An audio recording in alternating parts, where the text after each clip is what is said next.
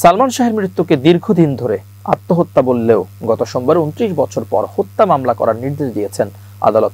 সেই মামলায় 11 জনকে আসামি করা হয়েছে এবং তাদের দেশ থেকে নিষেধাজ্ঞা জারি করা হয়েছে।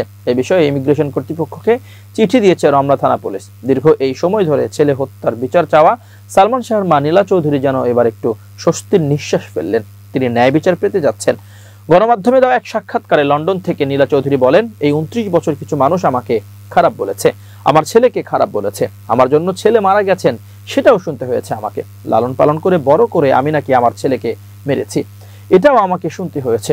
আমাকে দায়ী করেছে সামিরা আজিজ ডনরা। কিন্তু 29 বছর ধরে আমার বিশ্বাস ছিল আইনে একদিন প্রমাণ হবে এটা খুন। আদালত যেভাবে সোমবার ঘটনাটা উপস্থাপন করেছেন সেখান থেকে আমাকে যেভাবে সান্ত্বনা দেওয়া হয়েছে সেটা আমাকে মানসিকভাবে শান্তি দিয়েছে।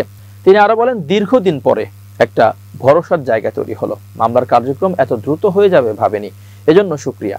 অনুভূতি আর কি বলবো, আমার সমস্ত শরীর মন খালি খালি মনে হচ্ছে, ফাঁকা ফাঁকা মনে হচ্ছে। ছেলেকে মার্ডার করা হয়েছে, মামলা হচ্ছে, অন্যায়ের বিরুদ্ধে লড়াই করে অবশেষে ন্যায় বিচার পাবো, এটাই ভালো লাগার কথা। আমার কাছে মনে হয়েছে ন্যায় বিচার পাচ্ছি, প্রত্যাশা আছে বলেই ইনশাআল্লাহ ভবিষ্যতে ন্যায় বিচার পাবো। এতদিন যারা এত কথা বলেছে, আমাকে হুমকি দিয়েছে, তাদের বিচার হতেই হবে, যোগ করেন তিনি।